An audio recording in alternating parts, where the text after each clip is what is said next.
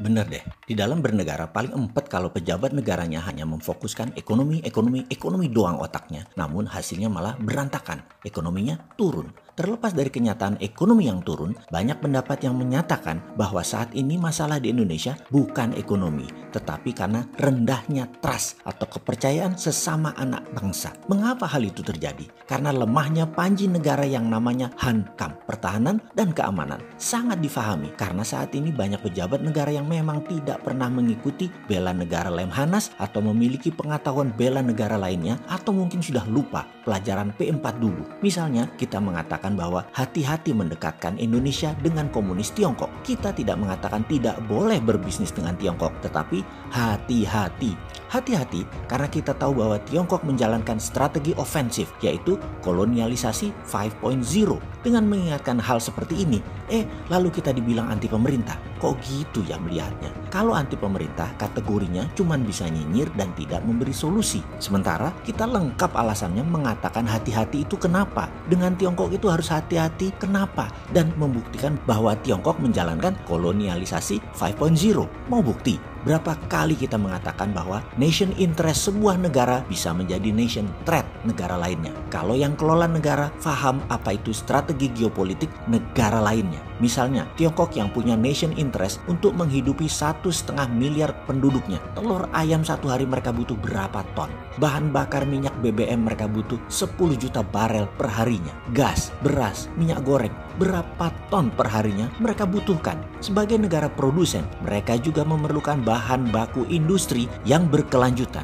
Dan strategi bernegaranya disusun rapi sejak 40 tahun yang lalu. Inilah nation interest Tiongkok yang bisa menjadi ancaman nasional negara lain termasuk Indonesia kalau sadar bernegara. Kita review mundur sebentar pelajaran bernegaranya. Dulu Indonesia punya Repelita, rencana pembangunan 5 tahun. Mulai dari ketahanan pangan hingga membangun industri dalam 6 Repelita. Repelita adalah pengejauhan tahan dari GBHN, garis besar haluan negara. Ketika demokrasi ala Amerika masuk dengan berubah undang-undang 2002, bubrah itu GBHN. GBHN sekarang nggak ada lagi. Sehingga sudah tahun ke-18 saat ini Indonesia bernegara hanya menghabiskan APBN. Berpolitik hanya rebutan APBN. Pejabat hanya membuang APBN bukan untuk hal yang produktif, bukan hal yang menghasilkan nilai tambah. Kebijakan bernegara jadi mengikuti GBHN negara lain, seperti mengikuti strategi Tiongkok misalnya yang menjalankan protokol kolonialisasi 5.0.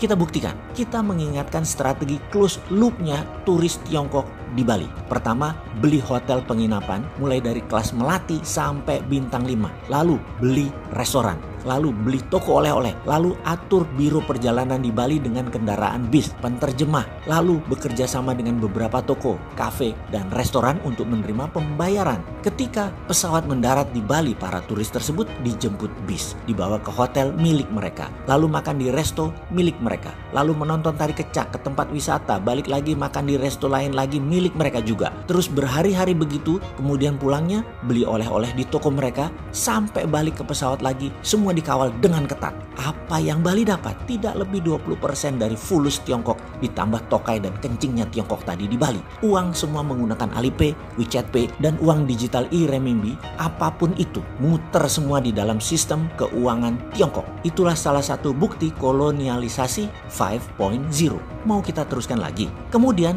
di Sulawesi ada kolonialisasi 5.0 lagi, di mana kali ini hubungannya dengan dunia tambang. Nikel yang kalau dari bumi mentah, ornya, bijinya, kandungannya tidak lebih sekitar 1,9%-an. Lalu dilakukan proses smelteran biar kelihatan canggih, padahal hanya membuang impurities atau bahan pengotor yang nggak diperlukan, hingga kadarnya naik dari 1,9 menjadi 25%. Wis, langsung diekspor. Yang jadi pertanyaan, kenapa nggak 50% kadar nikelnya? Atau kenapa tidak sampai murni 99,9% kadar nikelnya? Oh jangan, nanti litiumnya kebuang, nanti feronya kebuang. Indonesia kan pinter pejabatnya dan rakyatnya. 20% percaya dan dikatakan, wih itu sudah canggih. Naik dari 1,9% ke 25%. Canggih pol, keren Indonesia. Gitu pokoknya di pikiran semua orang. Disinilah hal yang disebut kolonialisasi 5.0. Oke, kita mulai rincikan. Mesinnya buatan mana alat-alat di Sulawesi itu?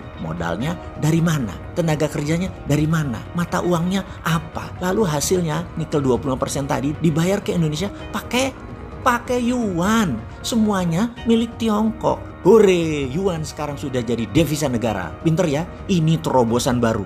Yuan jadi devisa negara. Hebat. Bener deh. Kalau saya nih Menteri Keuangan, tidak sudi saya dibayar yuan. Kalau dibayar dolar gimana? Nggak sudi juga. Saya minta dibayar pakai emas. Gila aja sekalian. Tetapi ini bentuk lain dari cara nyindir. Karena banyak yang akan berpikir, kalau dibayar pakai emas, emasnya tadi tetap utuh. Karena bisa jadi underlaying cetak rupiah. Lalu ada lagi yang nanya, lah kalau emas nanti kalau kita mau beli impor minyak BBM dari Timur Tengah, mereka minta dibayar dolar. Kita nggak punya dolar, bagaimana?